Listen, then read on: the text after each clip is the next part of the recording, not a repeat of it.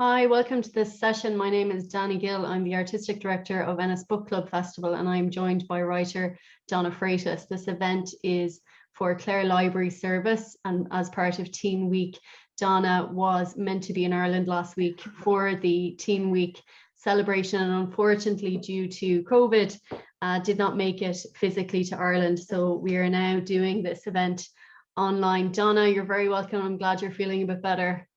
Oh, it's so nice to talk to you, and I'm still sad we didn't get to talk in person. But it's good to at least feel healthier. Yeah, well, I'm delighted that we get to do this anyway, and I know it's slightly different, but I'm going to speak to Donna today about what was mentioned in the brochure for Teen Week, the idea of social media and the digital age and the repercussions and consequences and outcomes of that, I guess. And then also a bit about Donna's creative process and her journey as a writer, because I'm sure new audiences will want to know about that. So Donna, how about starting there? You were meant to come to the festival to talk about your adult debut, but you've also written 10 different novels for young people. So maybe you could start by telling people maybe how you came to be a writer. My path to writing is not it's not the same as most of my writer colleagues, I think. Often when I'm on a panel of writers and the question comes up about, when did you know you were going to be a writer? When did you start writing? Everyone around me will say something like, oh, I started when I was 6 or 8 or 10, or like I knew always that this is what I wanted to do. And I've always been a reader. My mom, like one of my favorite memories as a kid was my mom used to take me to the library every week, and she would let me pick out all the books I wanted, no matter how many books, as many as they allowed me to take out. And so this was a big part of my childhood, was just reading. And so I loved books, but I never thought about writing them. And it wasn't until I was actually in graduate school that I wrote my first book. But I still never thought I would write novels. And then one day I started writing a novel just kind of on a lark, like just for fun. And I never really thought it would see the light of day. But I think I was 30 or 31 when my first book came out. And, it felt like this very surreal thing happened to me. I suddenly got to start writing books. And then once I did, though, I really loved it and I kept doing it. I guess you've mentioned there the role of the library and reading, and obviously this event is sponsored by Clare Library Service as part of Teen Week. And I do feel myself like the library in my hometown was hugely instrumental in me not just becoming a writer, but just being a lover of books from a very young age. And I love that image of you piled up with books going home. I'm curious to know, because I know that you teach and this is a huge part of your life. And I just had a conversation with someone today in their 20s about reading, and she had said, I was a huge reader when I was younger, and then I stopped reading, and I'm not sure why, but she said, I do actually feel like a big reason might be my phone, because when I became a teenager and I got a phone, she said, like, I would be on my phone for hours after school, having no comprehension of why that might be bad, for me. And I suppose maybe this is sort of a natural segue into this conversation around kind of how you spend your time. Do you think, in terms of reading and the habit of reading, that it is really about taking time out and giving it the space? Like, how have you maintained your own relationship with books over time? Well, I mean, I think books are, they're one of my favorite objects, I guess. Like I have a gazillion books. I have too many books. I love getting new books. It's very exciting. I think, I don't know, reading was such a huge part of my life, but like always. It was also a huge part of my mother's life. And so it was something that we really shared together. But she was a teacher also. And she instilled this love of reading in me. And, we would make a big deal about like going to get books to sit and read on the beach in the summer. Like it wasn't regarded as like work when I was growing up. It was regarded as fun. Like, what are we going to read this summer? Like what, like it was like an exciting thing for both her and for me. Or if we're going to go on vacation, like what books are we going to pick out for our vacation? And so I think it was, I think sometimes we raise, like we force books on kids, or like reading is a chore, like that for a lot of people. And I think it was never a chore in my life. It was always a pleasure. And I think that helps. It really changed my relationship with books, or that's what established my relationship with books, I guess. Like it wasn't something that you did in school. It was something you did in general, like, because it was fun. Yeah. And do you think, I guess in terms of social media, this is something that's come up in your work, and I know it's a topic you're quite interested in your opinion, have we become very immersed in a digital world, in a world that is, how do you think it compares to what we might call the real world, even though I'm less and less sure of the distinction between those? I've wondered for a long time, when are we going to get control of our use of our devices? Like, when are we going to figure this out? And I've almost started to lose faith that we're even going to try. Like, I sort of feel like we've just given ourselves over to a kind of helplessness in relation to our devices. Because I don't really see anybody working to change it. I see a lot of worry about our usage, how much usage we have, and how addicted we all are, but I don't really see us trying to change it. Yeah.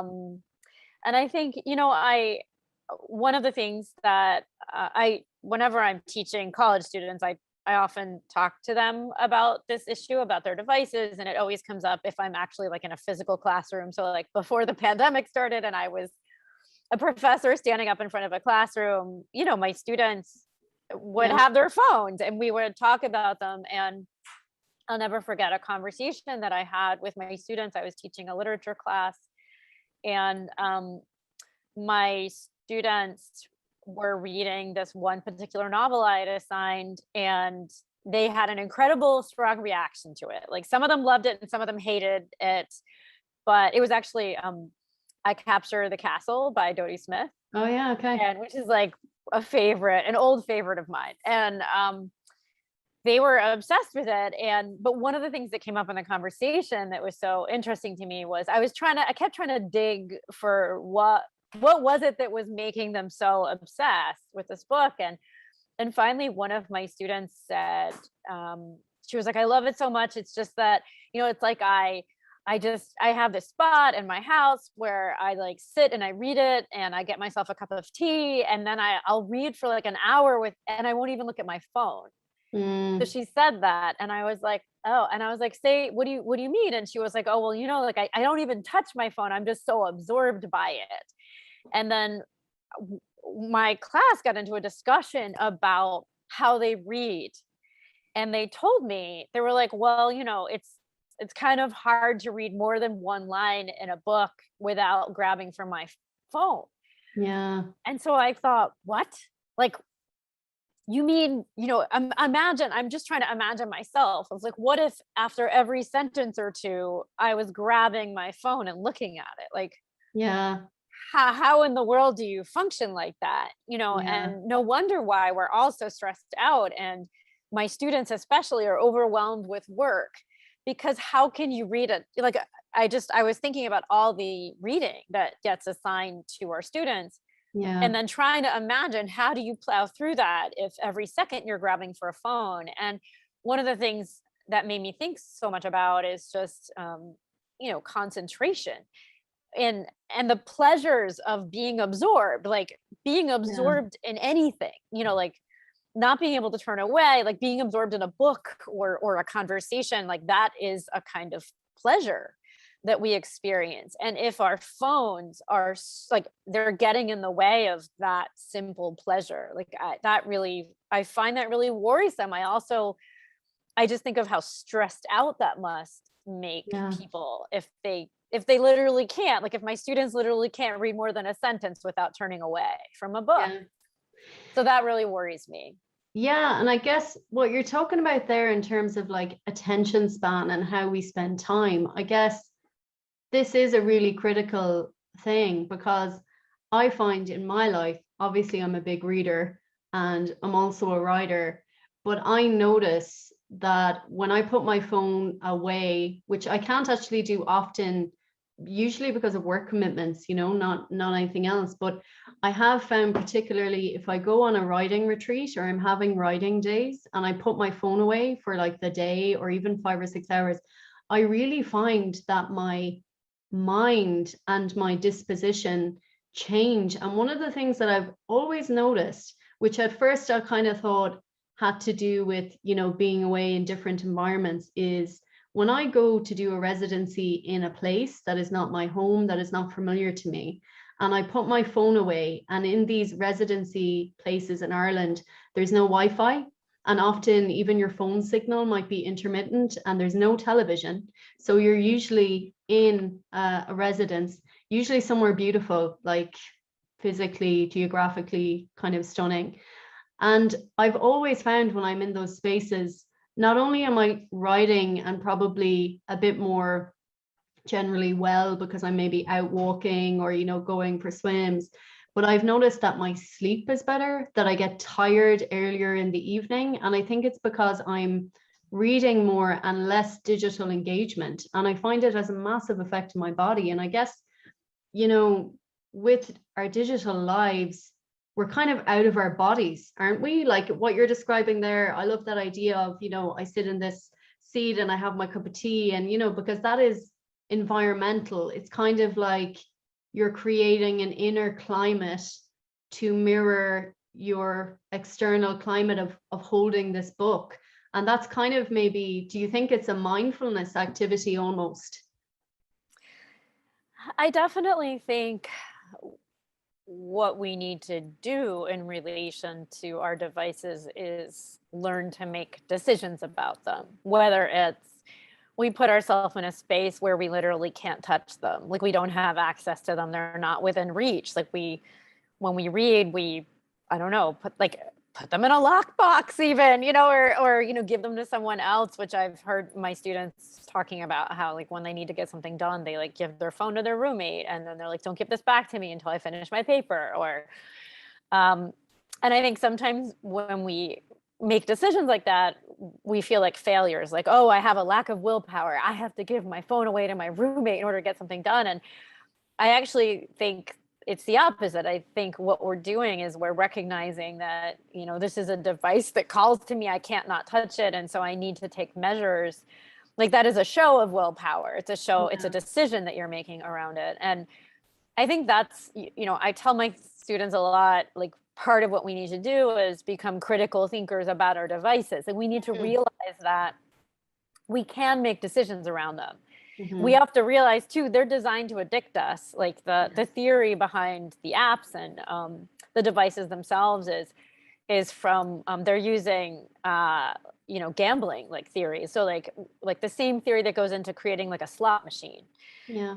It's designed to like keep you pulling. That's what's going into making our devices.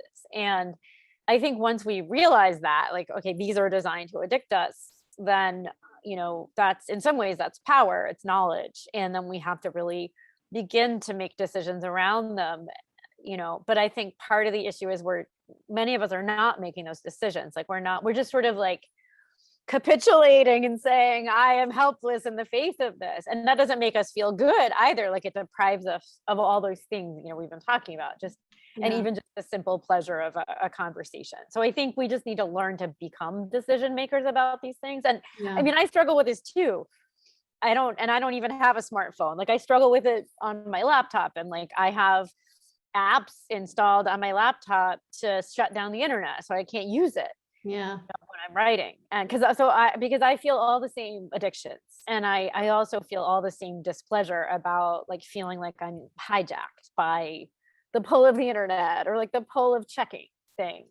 Yeah, that's a really good point. And I think you're so right. It's an interesting way to put it, that it is this choice. It is an act of willpower to actually disengage with the device. And if it requires handing it over, or like say maybe putting it in a lockbox or something, at least you're making that decision. I know you've just mentioned that you don't actually have a smartphone, and I'm thinking, in terms of marketing, I guess, when you think about it, you can get what they call dumb phones, like a burner type phone.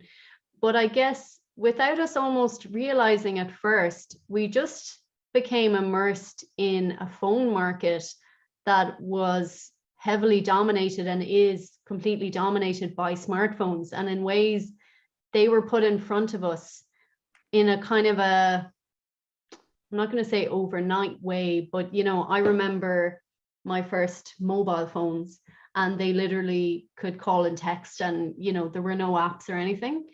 And there was a big difference between that and say the smartphone as it emerged, because with those older phones, it was a means of communication and contact, but it still required you to either use your voice or type words. And we didn't have apps and all of that. And now when you go into any phone shop, like whether we like it or not, people in many ways have been completely coerced into purchasing smartphones because they've become the norm. And I'm wondering, I guess, for young people who might be watching this and won't have known an era before Wi-Fi, before Wi-Fi, dial-up internet, before smartphones, have you noticed in life, in terms of behavior, I guess, do you think that social media and our apps and our engagement with our digital devices have been changing us as human beings? Like, do you notice or feel that our communication is different because of our digital lives?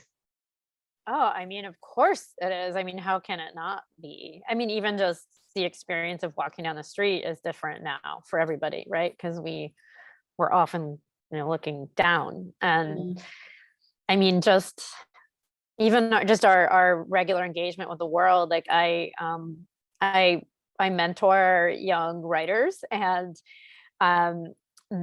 this particular writer that I was mentoring, she and I, like, our mentorship relationship happened to coincide with the beginning of COVID or during COVID.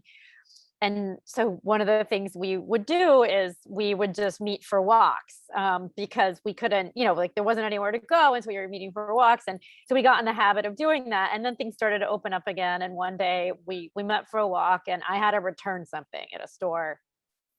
And I just asked her, I was like, oh, do you mind if I do this? And so she came with me to the store, and there was a big long line for the return. And so she was standing there with me, and then she was like, do you mind if I go look? It was like a clothing store. And I said, no. And so I was like standing there in the line, and, for like, I don't know, 10 or 15 minutes. And then she came back, and she was like, oh my gosh, I'm so sorry I left you. I forgot you don't have a phone.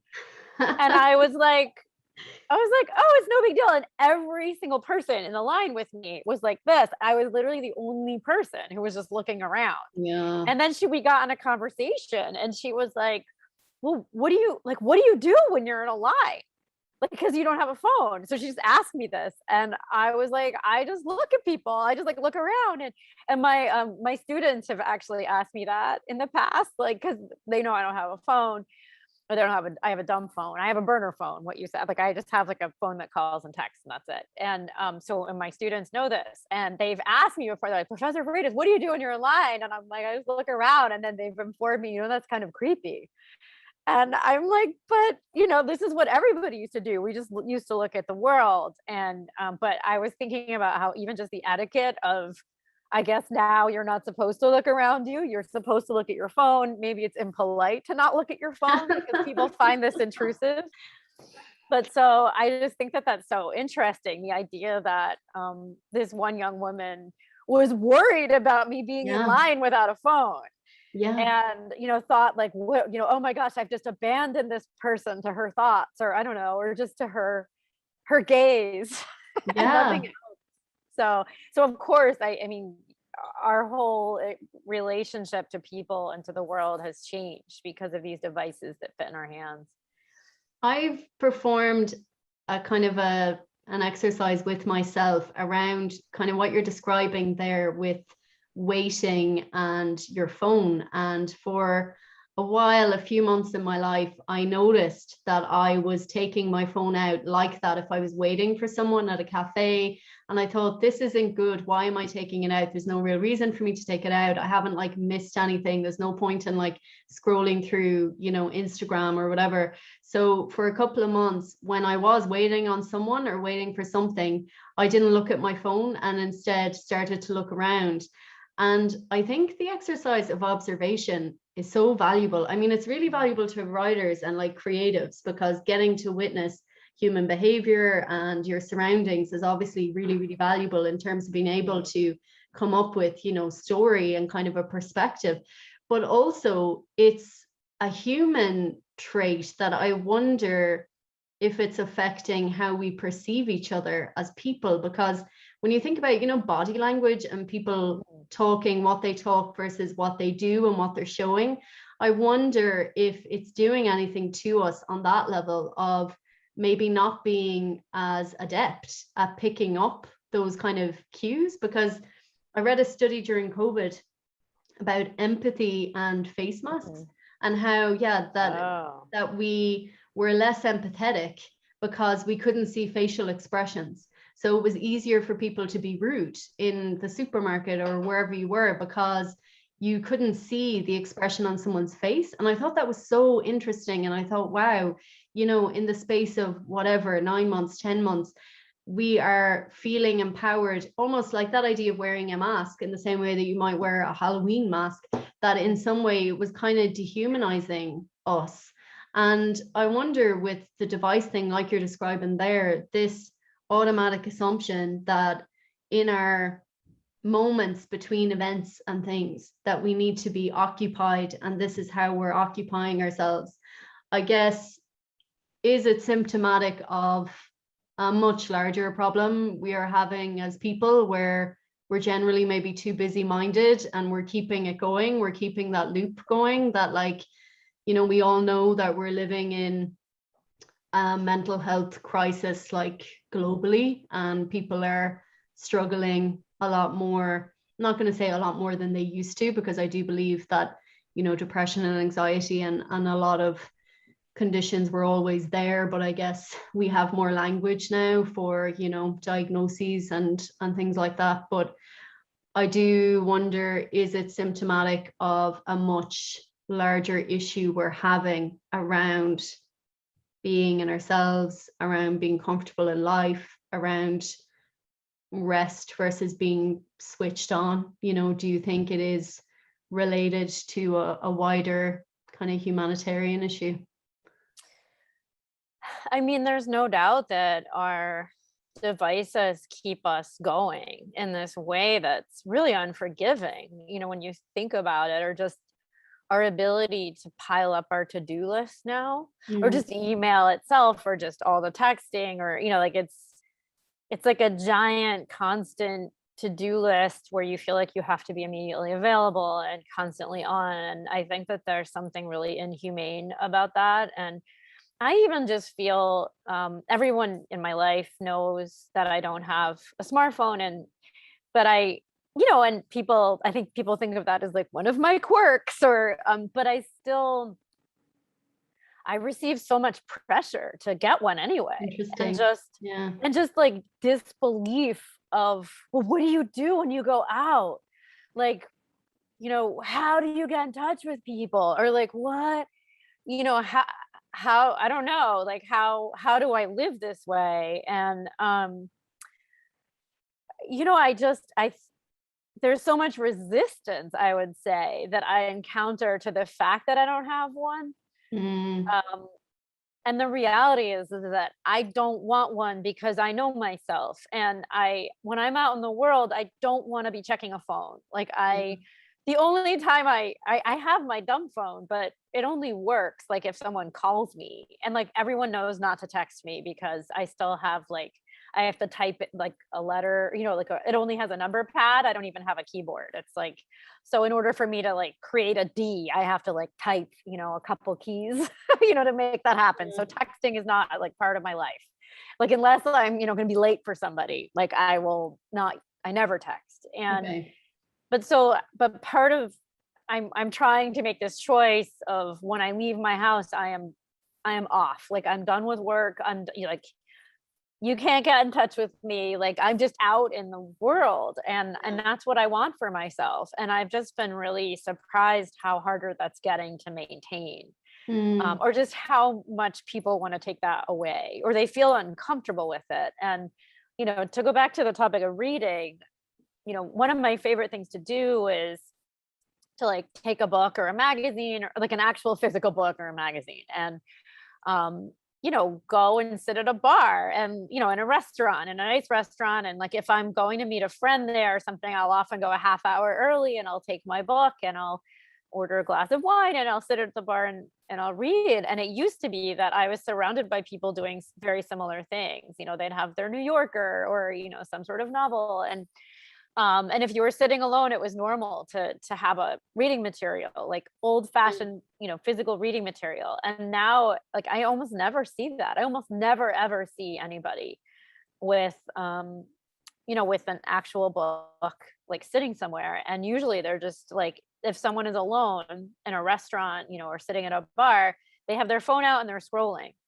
Yeah. And even just thinking about that sort of shift in our behavior, Yeah. we no longer, because for me, going to sit and with a book somewhere, like order a cup of coffee and sit with a book, like that's pleasure time for me. That's when it's fun time. It's a fun thing to do. And I think we've replaced that sort of pleasure with just like doing the eternal scroll. Yeah. And so I think that changes our relationship to the world, but also our relationship to reading and to books and to like physical material that we look at. I am very nosy when I see someone reading in public. I'm always like trying to see the title or the spine, or and then I start to become conscious of what I'm doing, and I think, oh, I look like so weirdo, because they're probably like, what is wrong with that woman? But it's just that I'm always curious to see what people are reading. And I've noticed, actually, like you're saying, it is quite unusual now to see people read in public. Like there are certain cafes in the city where I live in Galway where they're quiet enough, and they're kind of late in the evening places where you could go get a cup of tea and comfortably read a book. I often find that a lot of bars or restaurants are playing such loud music and stuff, that it can be really difficult to try and focus in on like a text. But there are a couple of cafes in the city where I've noticed other people, with books reading. And when I've been away, I've noticed people on trains, like physically reading books, or public transport. And I'm always kind of curious to know what they're reading.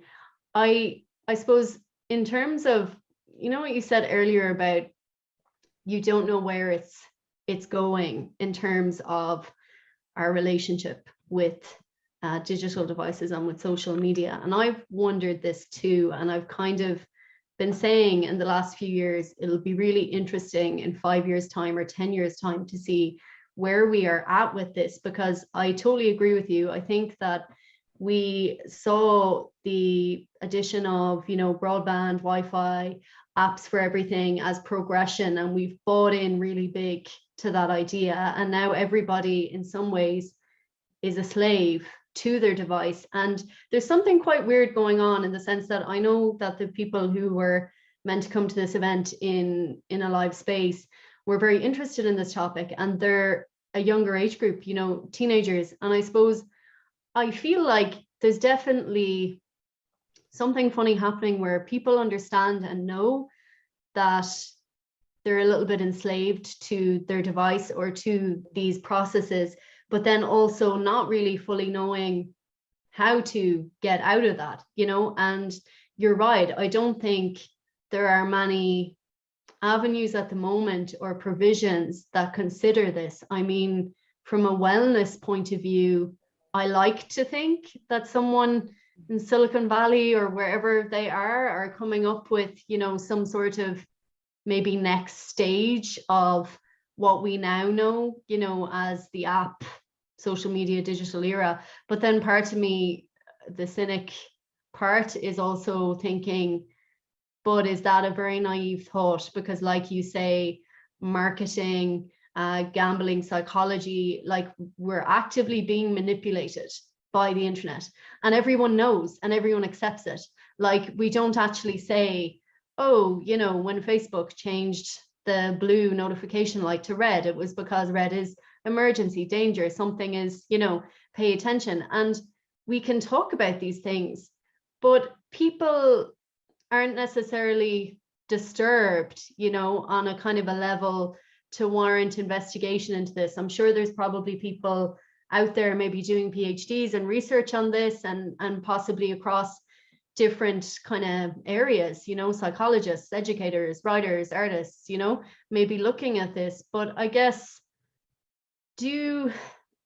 if we could see like 5 years time, 10 years time from where we are now, do you have any feelings on what you would love for that to look like? You know, what would the kind of scenario maybe be? Because I'm mindful that I guess I came to your work through the Unplugged series, which is a futuristic kind of a place. And in that particular future, people have literally given up their bodies to be part of an app world where they can do anything. It's still based to some degree on means, but they can literally, you know, fly, become different versions of themselves. And so you painted a really interesting scenario of a futuristic landscape where something like this is happening.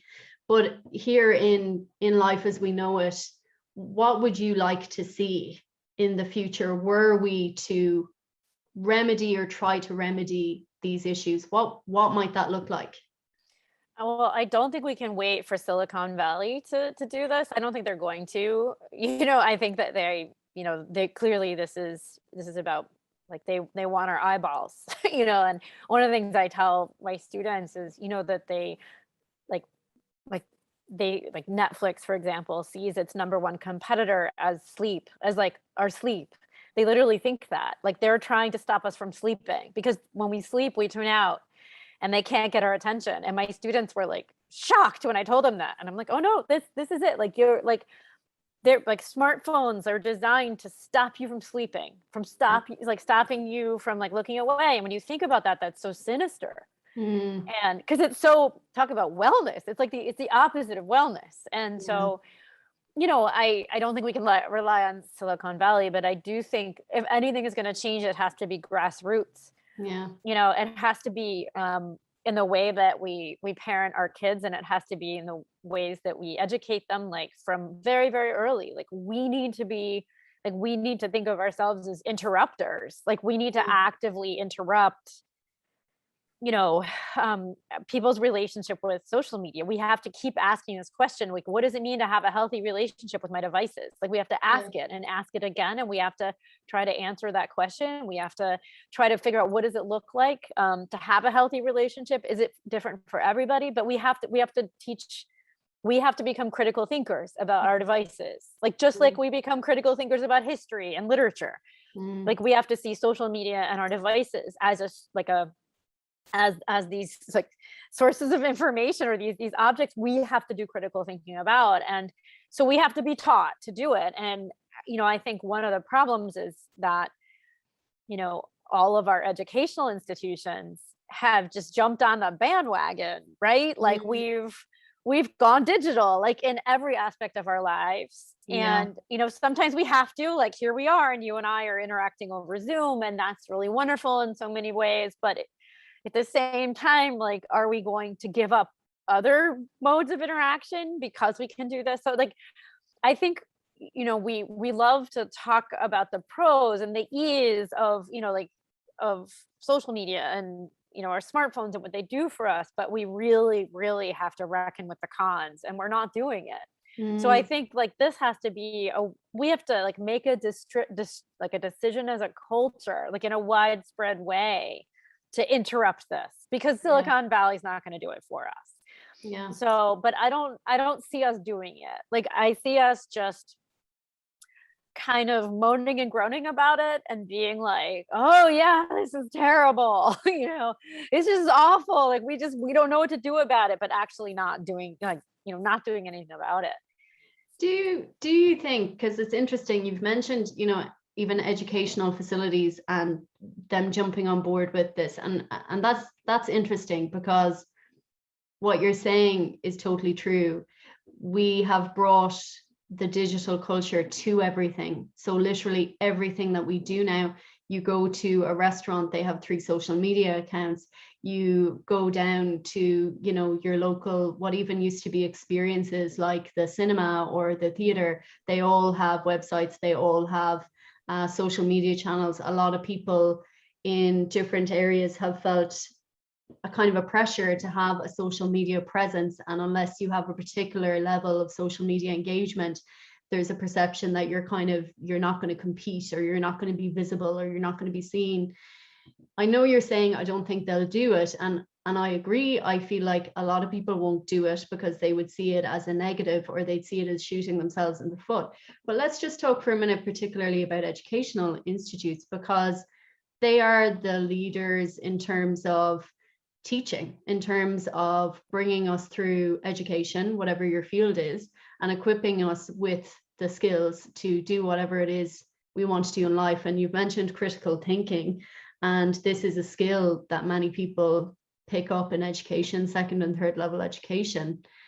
Do you think that educational institutes should or could, to some degree, I don't know if boycott is the right kind of word, but could they do that with their digital presence? And how do you think that might affect things? I know this is very hypothetical, and I'm aware that you are also, you're a teacher, you're a professor in an institute, so maybe it's a tricky question, but let's just remember we're talking about a hypothetical. What would that do? In your opinion, do you think that ethically or morally there are certain parts of our society who may have more of a choice around their engagement? Do you think in a utopian environment they would do that? They would not engage? I mean, I have been waiting. So a lot of universities, because I've done all this research also on social media, at least before the pandemic, they would have me to campus, and,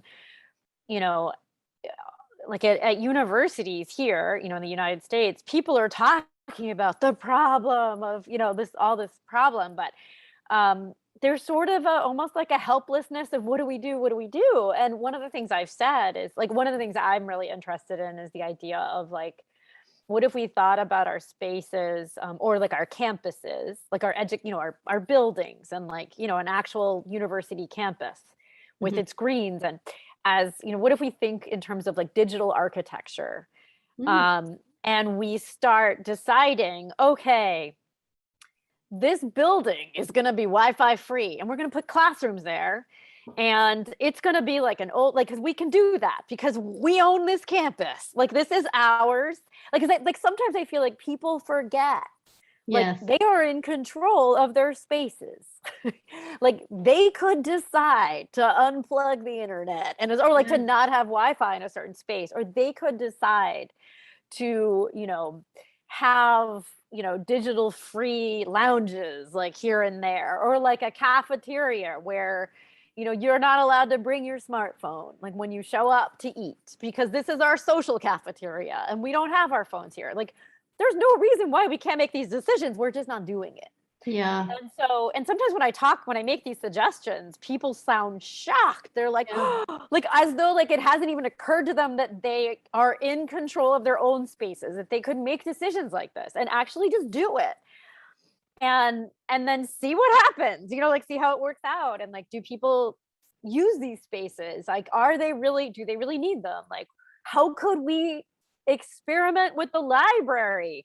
Like, do we want to put in lock boxes like for phones? And like, or, even for studying, in like little rooms, like, do we want to literally hand in our phone when we walk into the library? Like, there's no reason why we can't.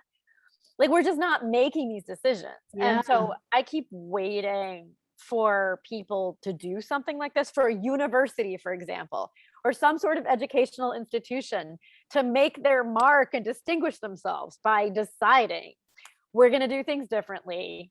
We're going to make decisions around this. We're not helpless. Like, as institutions, we're not helpless in the face of this.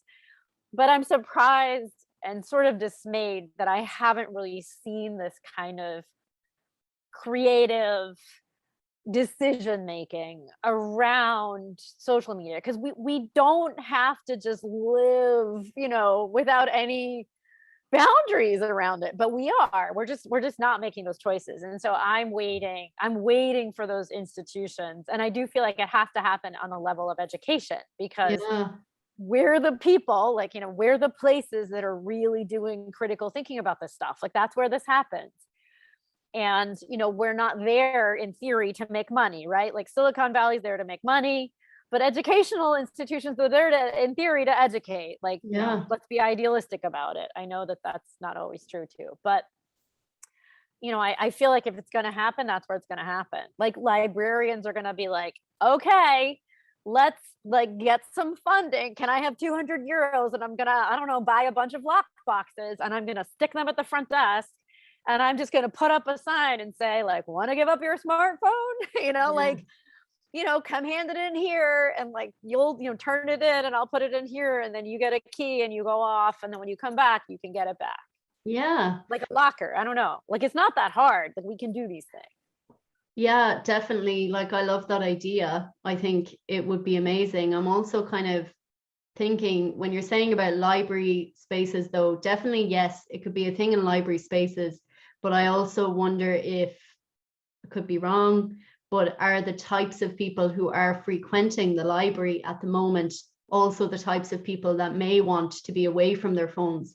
And I've noticed, again, not many, but a couple of places. There's one place here in the city where they don't have Wi-Fi, and they have it written on a blackboard: we do not have Wi-Fi, talk to each other, That's awesome. And I love to see that, because I think it's a reminder. It's a reminder that we are social creatures, and we can engage with each other, and we don't have to be engaging with a piece of equipment over having a conversation.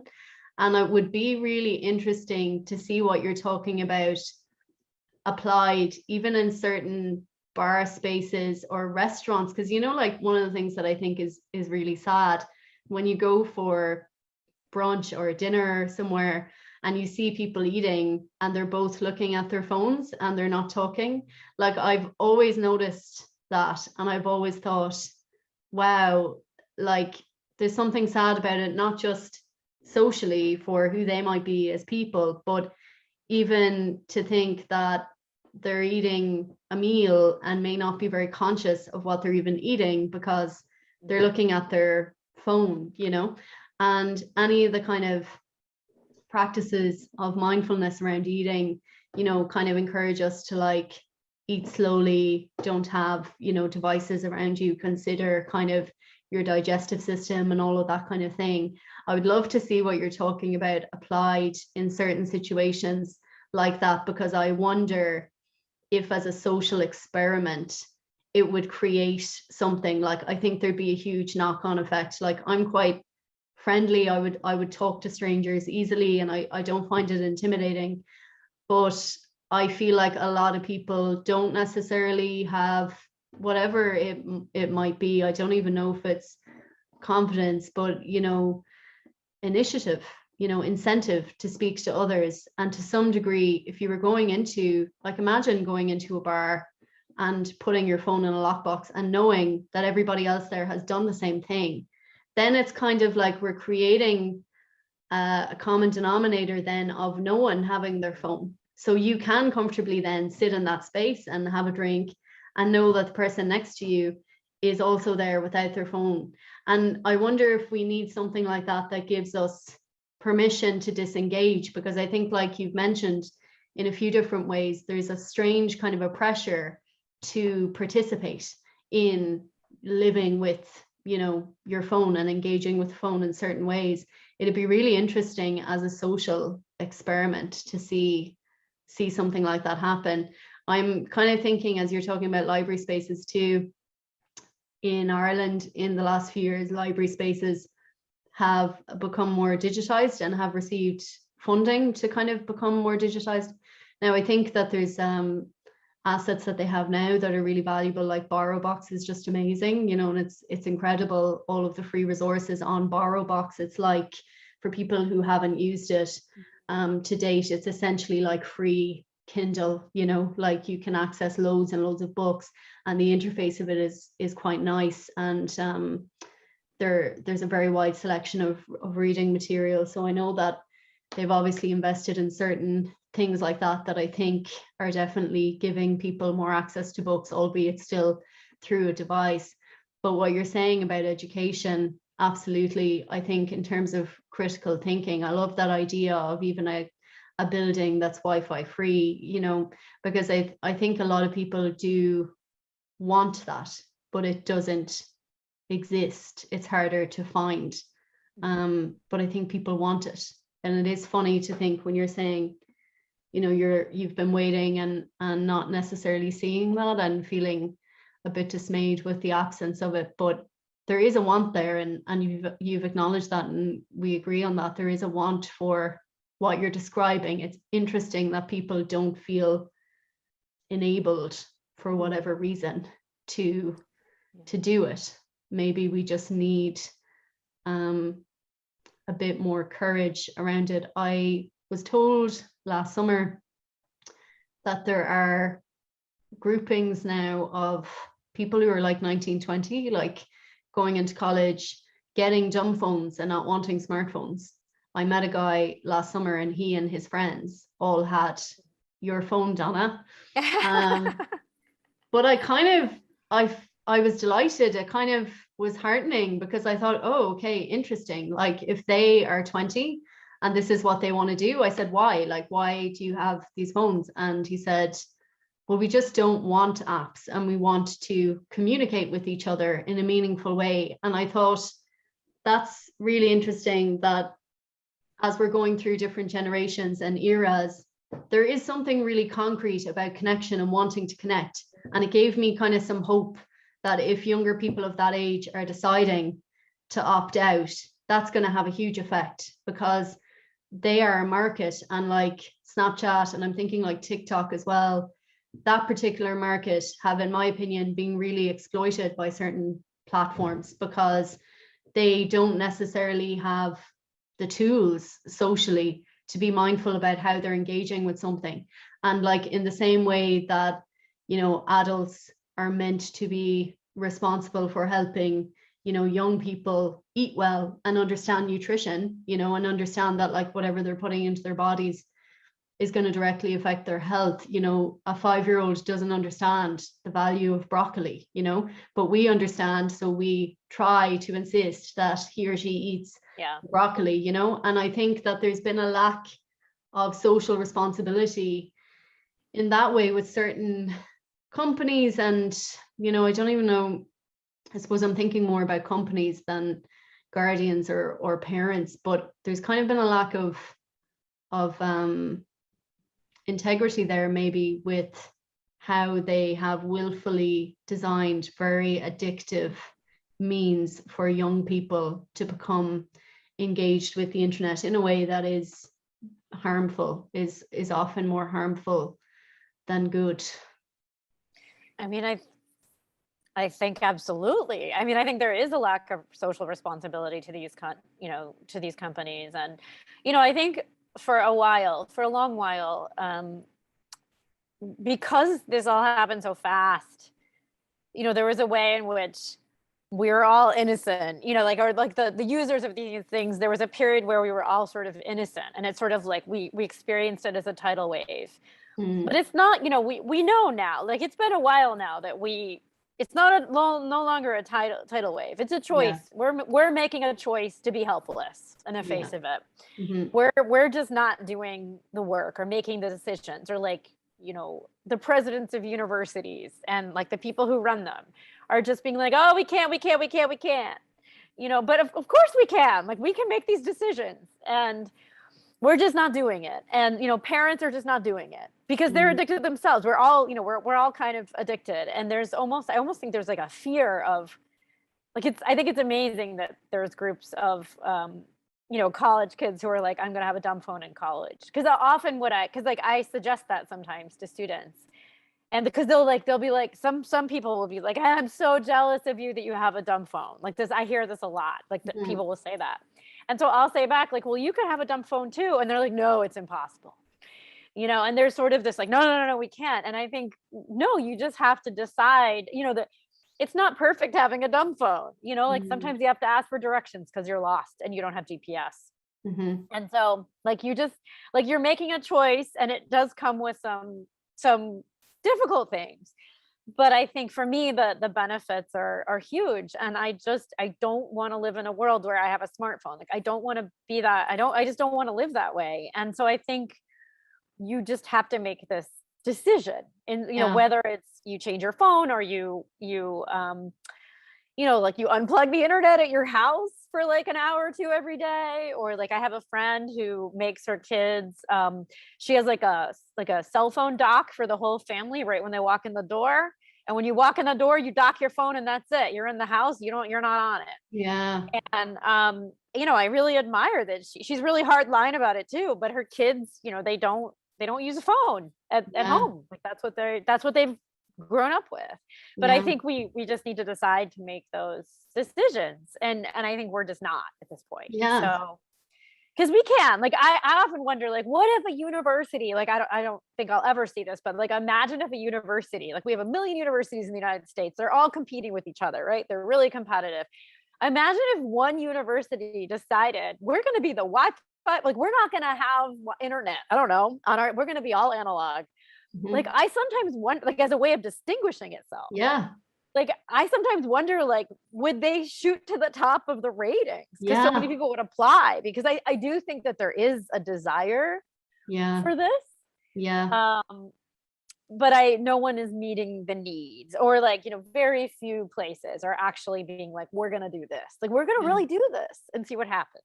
So. Yeah, totally. I would totally agree. I think the novelty factor alone is so immense. I imagine that there would be a consequence of that, potential positive consequence. So I guess, Donna, to wrap this up, that we could keep going really all day, but maybe let's wrap up with a kind of ideas or actions list for different kinds of people who might be watching this or seeing this, in terms of ways that they might be able to unplug. So let's start with, say, young people and teenagers especially who might be watching this. Do you have any ideas as a creative or as a writer or as a teacher what they might be able to do exercise wise to distance themselves a bit from social media, their phones, the app world? Speaking of, my cell phone just is ringing and ringing and ringing. Someone's trying to reach me. So hopefully it's not an emergency. I think just making these like really simple choices, like, not having your phone next to you when you're, when you're reading, or I think even teachers though have to be hard line about that. Like we have to be hard line about these things in a lot of ways. Like it has to be a decision we make. Like we can't, like you can't just sort of give in to the fact that, oh, my students have smartphones, they're going to talk on them, or they're going to look at them during my class. Like I just don't want to fight it. Or I'm really hard line with students when in my classroom, and like they know I'm serious. Like, and they know, like I actually make consequences. And it becomes kind of like, I feel like in the beginning they test me, and then they realize, oh no, she's serious, and then it becomes kind of a joke, like, oh, Professor Freitas, don't even go near your phone. Like, don't even go near the phone. Like, you're in her class. You know what I mean? I think people they come around, and I think, whether it's yourself and you want to change your relationship to things, you just have to start making these decisions, and you just have to commit, and you have to think about how I'm doing this for a higher purpose. I'm doing this because I want to enjoy life more, not less. And because I do think that that's ultimately when we do, like find ways to gain control of our usage. Mm-hmm. The upshot is more pleasure, Yeah. less stress. And I think we just keep forgetting that, or we just don't even realize it, I think, anymore. But I do think that is the upshot. Like, it's not that life gets harder, life gets different. Yeah. But life gets better. And Yeah. you know, and I think that's why we're doing it, and we just have to like remember that.